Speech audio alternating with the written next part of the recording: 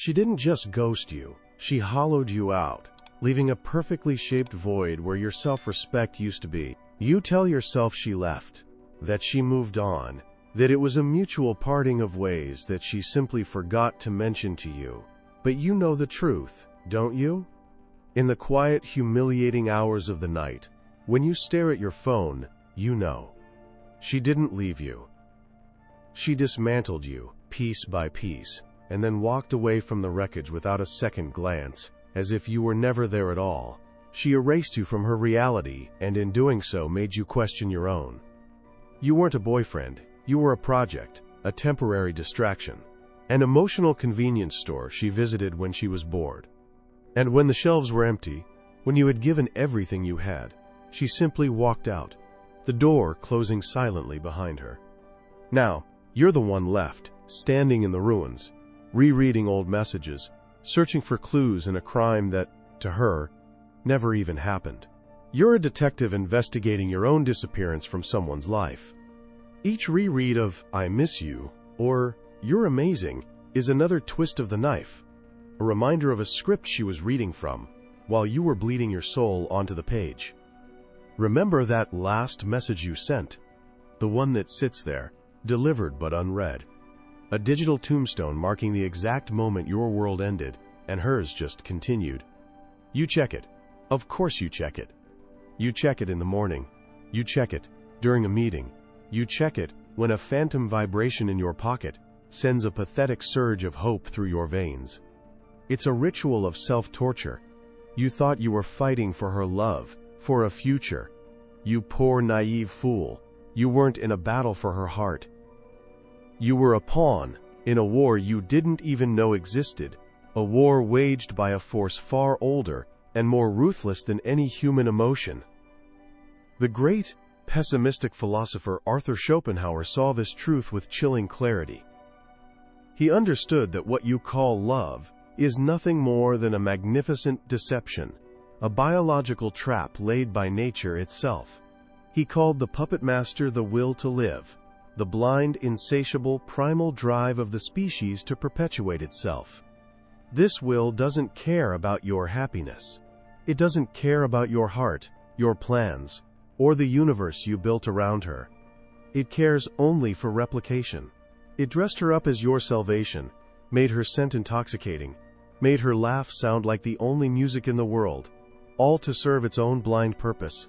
She was the bait, and you, driven by an instinct you mistook for a soulmate connection, walked right into the snare. She didn't discard you because you weren't good enough. She was discarded by the will as a viable vessel for its agenda, and by extension, you became irrelevant. You were a variable in an equation that had been solved, and the result did not include you. As Schopenhauer would state, the intellect is a mere servant to this will. Your rational mind, the part of you that is screaming in confusion right now, was never in control. It was just a passenger in a car being driven by a blind madman. But here is where the story changes. This is not a tale of heartbreak. It is a manual for resurrection. What if you could stop being the pawn? What if you could see the strings being pulled by the biological puppet master? The pain you feel right now is a fire. You can either let it consume you, turning you to ash, or you can forge yourself in it, emerging as something harder, colder, and infinitely more powerful. We are going to dissect the process of transforming that agony into a weapon. We will walk the path from the ghosted man to the man who understands the great cosmic con game of romance so completely that he can no longer be played. And we will prepare for the day you see her again, not because you want her back, but to demonstrate that you have transcended the game she is still trapped in. What happens when she, still a puppet of the will, senses your newfound indifference and tries to pull your strings again, only to find they are no longer attached?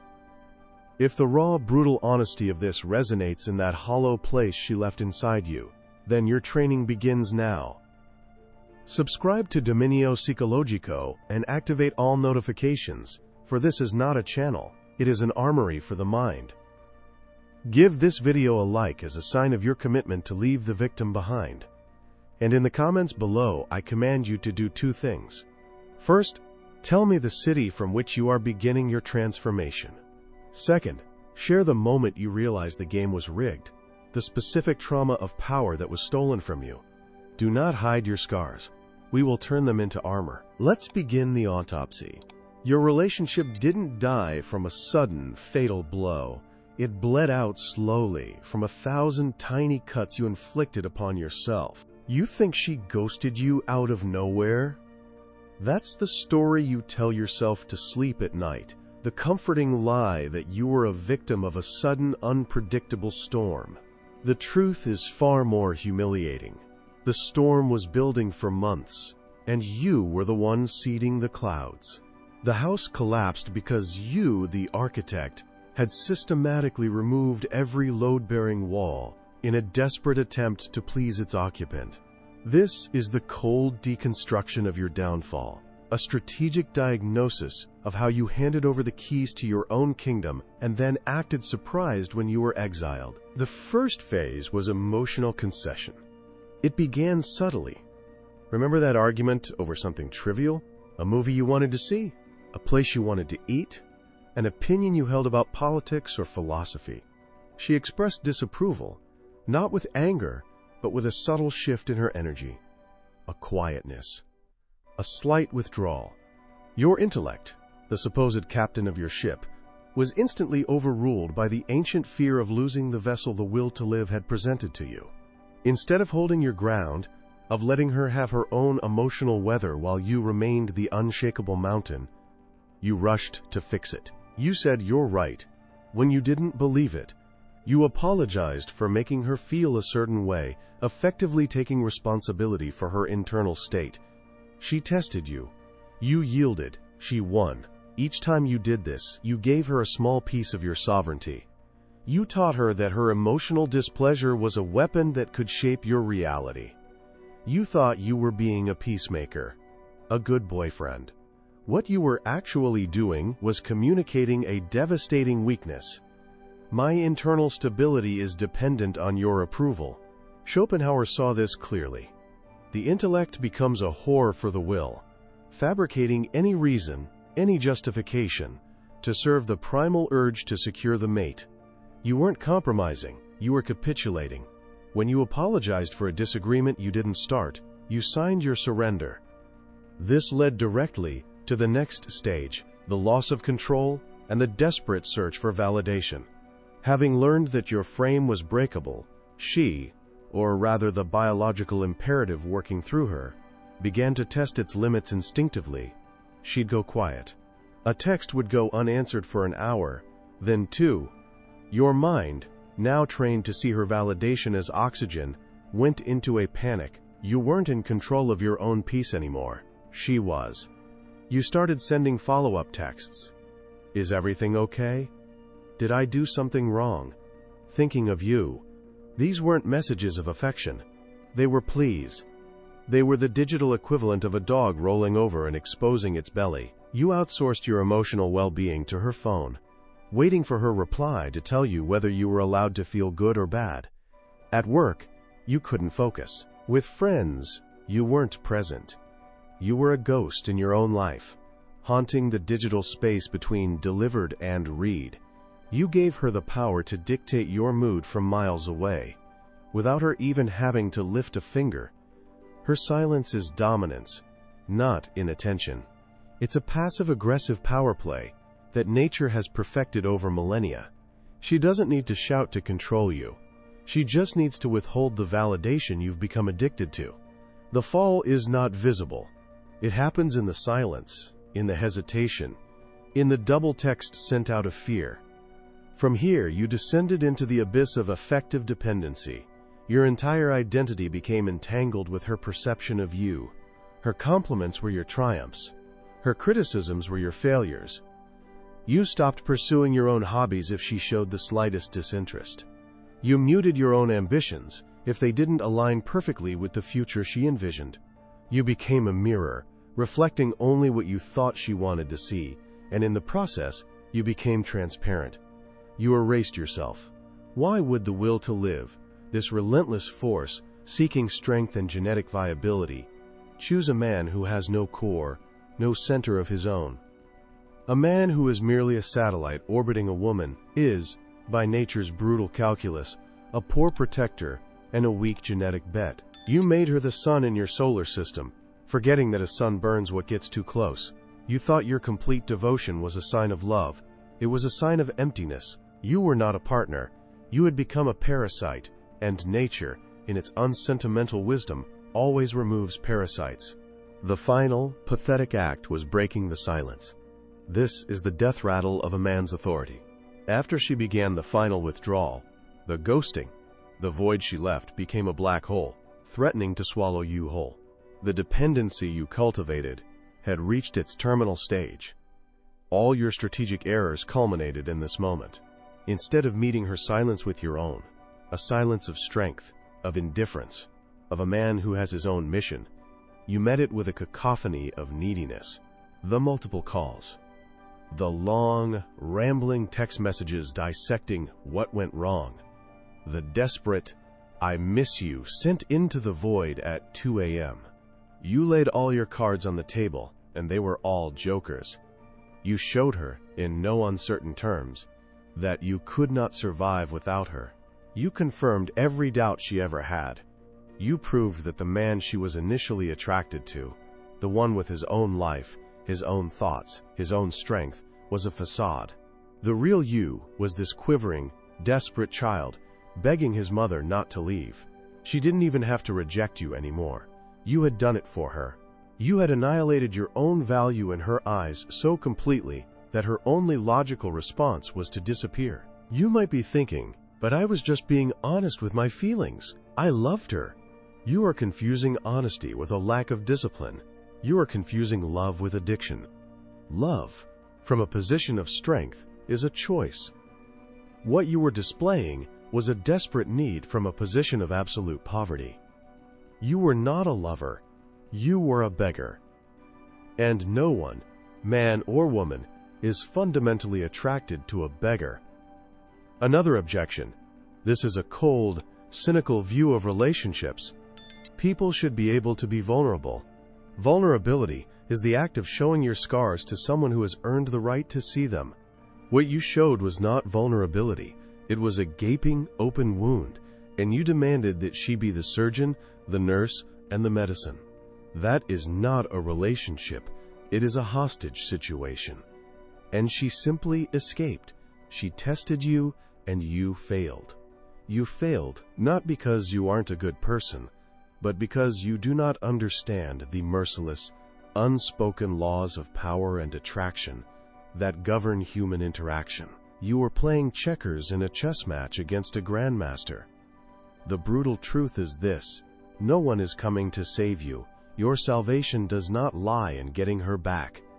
It lies in understanding why you lost in the first place, and rebuilding yourself from the foundation up, this time with steel. It's time to stop being a case study in failure and start becoming a student of power. If you are ready to discard the weak man who begged for validation and forge the man who commands it through his very existence, then your real work starts now. Subscribe to Dominio Psychologico, turn on all notifications, and like this video to signal your first act of conscious self-reconstruction. In the comments, I want you to perform a strategic analysis of your own defeat. What was the very first compromise you made? The first time you said yes, when you meant no? The first emotional concession that you now realize was the beginning of your surrender. Don't write a novel. Be precise. This is not a diary entry. It is your first after-action report in a war you are about to start winning. There is no going back for the weak. There is only the construction of the new.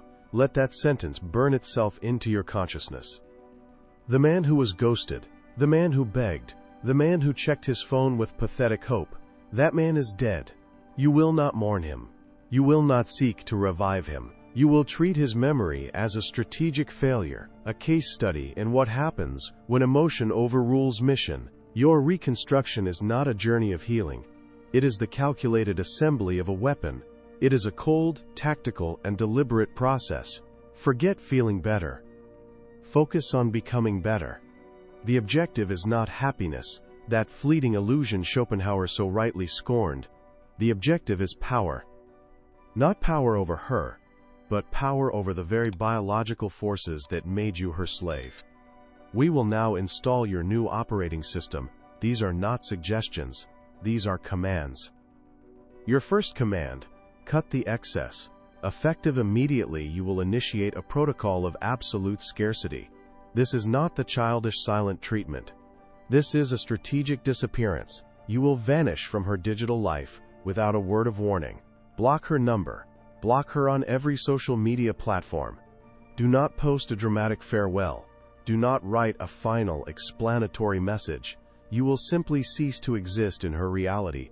The void you create must be total and unexplained. Why? Because an explained absence is a plea for attention. An unexplained absence is a statement of power. It creates a vacuum in her mind. Her narrative is that she left you, that she was in control. Your sudden, silent disappearance shatters that narrative. It introduces a variable she cannot compute. Did he leave me? It plants a seed of doubt that will gnaw at the edges of her certainty. She expects you to be a whimpering ghost haunting her inbox. Instead, you become a phantom, a question mark. You are no longer the man waiting for her to come back. You are the man who might have been gone long before she even left. This is the first step in reclaiming the frame. You are taking back control of the narrative by ending it on your terms, with an ellipsis, not a period. Your second command: install silence. Your disappearance is the first phase.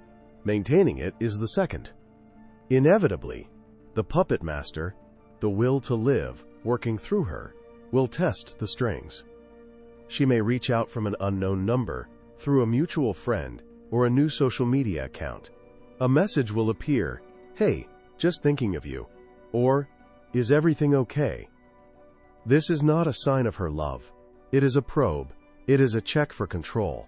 She is rattling the bars of your cage to see if you are still inside. Your response to this probe is the single most important battle you will fight in this early stage.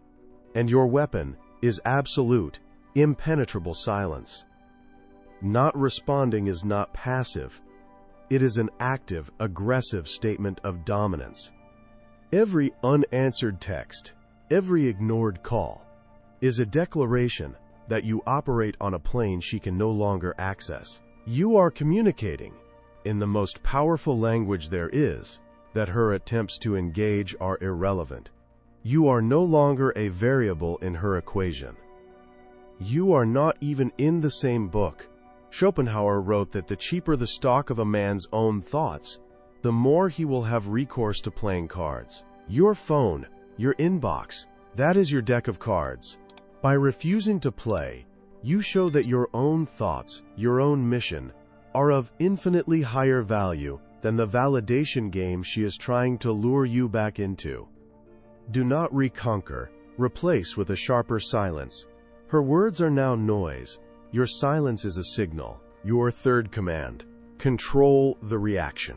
There may come a time when interaction is unavoidable, a chance encounter in public, an obligatory event. Your training will be tested here. The weak man, the one you left behind, would see this as an opportunity. He would try to show her how much he has changed, how happy he is now, in a desperate, transparent bid for her approval. You will do the opposite. You will deploy a strategy of minimal and unpredictable interaction. If you see her, you will offer a brief, polite nod and continue on your path. No bitterness, no anger. Just the serene indifference of a man who is genuinely late for something more important. If she forces conversation, your responses will be short, direct, and emotionally flat. "I'm doing well, thank you. I have to run." You give her nothing. No emotional data, no life updates, no openings for her to sink her hooks back in. You are a stone wall. She will expect a reaction: anger, sadness, longing, even forced happiness. Your calm, detached civility will be the most unnerving response possible. It creates a profound cognitive dissonance. The man she dismantled, the man whose emotional state she could control with a single text, is gone.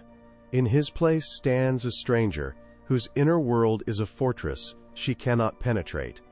This is the moment she realizes the strings have been cut. These commands are your defensive perimeter. But a fortress is useless without a kingdom to protect. While you are installing silence and scarcity, you will launch an all-out offensive on 4 fronts. This is the great work. This is how you build the new man from the ground up. This is not a hope, it is a plan. First, you will rebuild your physical hierarchy. Your body is not a temple for love, it is the vessel for your will. You will treat it as such. You will go to the gym, not to get a revenge body to show her, but as a daily act of discipline. Every rep, every mile is a declaration of war against the weakness that allowed you to crumble. You will forge your physique into armor, not for aesthetic appeal, but as a physical manifestation of your newfound internal structure. You will eat with purpose, sleep with purpose, train with purpose. When you look in the mirror, you will not see a man trying to win back an ex. You will see a warrior preparing for battle. Your physical presence will become an undeniable statement of self-mastery. Second, you will rebuild your financial hierarchy. Money is nothing more than stored power and optionality. You were dependent on her for emotional validation. You will now become radically self-sufficient. Pour the obsessive energy you once spent on her into your work, your business, your investments. Work longer. Work smarter. Become a monster of production. Every dollar you earn, every asset you acquire is a brick in the wall of your independence. It buys you freedom. Freedom from need. Freedom from desperation. Financial power sends a primal signal of competence and stability that resonates far deeper than any romantic words. A man who can control his resources is a man who can control his destiny. Third, you will rebuild your social hierarchy. The old you collapsed his world into hers. The new you will become a central node in a powerful network. You will aggressively cultivate relationships with strong men who are on their own missions. You will seek mentors. You will become a leader in your own right. You will build a tribe, a social circle that reinforces your strength, not one that coddles your weakness. Your value is not determined by one woman's opinion. It is determined by your standing among men and your utility to your community. When your social life is a thriving empire of your own making, the loss of one subject becomes an irrelevant footnote. Fourth, and most critically, you will establish your symbolic hierarchy. This is your purpose, your mission, the great obsession that transcends women, money, and status. Schopenhauer's will to live traps men by making procreation their subconscious prime directive. Your ultimate act of rebellion is to consciously choose a different one. What is the great work you were put on this earth to do? What problem will you solve? What will you build? What will you create? This mission becomes your new God. It is the sun around which all other aspects of your life, your physical, financial, and social power, will orbit. A man with a mission is a force of nature. He is no longer a pawn in the biological game because he is playing a different game entirely on a higher board. Women become a pleasant distraction, a complement to his life, but never the center of it. A man who wants to be loved will be discarded. A man who imposes his presence, who is possessed by a purpose greater than himself, will be feared. And fear is a foundation for respect that love can never match. Schopenhauer observed that a man can do what he wants, but not want what he wants.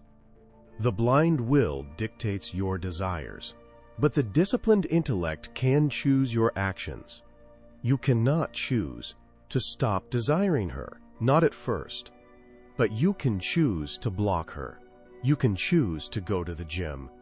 You can choose to build your empire. Through disciplined action, you starve the old desires and cultivate new, more powerful ones. You use the intellect, not as a servant to the will, but as its master. You seize control of the machine. This is the path from puppet to puppet master. It is a brutal, lonely, and glorious path. It is the only path that leads out of the hell you are in. The choice is yours. You can continue to be the ghost in your own life, haunting the memory of a woman who has already forgotten you. Or you can begin the work of forging a new reality, one built on the bedrock of your own unshakable will. If you are ready to stop being the victim and start being the architect, then commit to it now. Subscribe to Dominio Psicologico and activate all notifications, because every video is a tool for your arsenal. Like this video as a symbolic act of destroying the old you. And in the comments, answer this tactical question. Of the 4 hierarchies, physical, financial, social, or symbolic, which one will you declare war on first? And what is the single, concrete action you will take in the next 24 hours to secure your first victory? This is not a wish. This is your first operational command. Be an absence that carries weight, not a presence that begs. The reconstruction has begun. The months of forging have passed. The fire that was meant to consume you has instead become your engine. The silence you implemented was not an absence of sound. It was the construction of a new world, a world in which you are the sole legislator. You followed the commands. You rebuilt the hierarchies. The man who checked his phone for a ghost is a foreign memory, a strategic case study of a battle you learned from, and will never fight again. And then, it happens. Not in a dramatic cinematic showdown, but in the sterile fluorescent lighting of a grocery store on a Tuesday night. You are examining an avocado, and you feel a presence, a shift in the air. You don't have to look, you know. She is there, 10 feet away, in the cereal aisle. The will to live, that relentless puppet master, recognizes your new frequency. It senses the power, the self-containment, the mission. The man she discarded was a liability. The man you have become is a genetic prize, and so the will pulls her strings, just as it did when you first met. She turns, her eyes lock onto yours. There is a flicker of confusion, then recognition, followed by a calculated smile. She begins to walk toward you. The old you would have frozen. Your heart would have hammered against your ribs, a desperate prisoner. Your mind would have raced, cycling through 1,000 scenarios of what to say, how to look, how to win. But you are not the old you. You are a calm observer of a predictable biological phenomenon. As she approaches, you do not see the woman who broke you. You see a biological agent, acting on instinct. You see the machinery Schopenhauer described with such brutal clarity. The smile is a lure. The soft hello is a probe. The feigned surprise is a tactic. She is testing the frame, expecting to find the wreckage she left behind. She expects to see you flinch, to see the flicker of pain in your eyes that would confirm her power over you still holds. She is rattling the bars of a cage that no longer exists. "Oh my God," she says, her voice a carefully calibrated mix of surprise and warmth. "I haven't seen you in forever. How have you been?" You slowly turn your head, your movements unhurried, your focus breaking from the avocado as if she were a minor, unexpected distraction. You give her a slight, civil nod. Your expression is not cold, not angry. That would be an investment. It is neutral. It is the face you would show a stranger who asked you for the time. "I'm well," you say. Your voice is level, calm, devoid of the emotional signature she was so accustomed to manipulating. The 2 words hang in the air between you, a stone wall where she expected an open door. She is momentarily thrown. This is not the script she was running. She presses, the instinct to regain control taking over.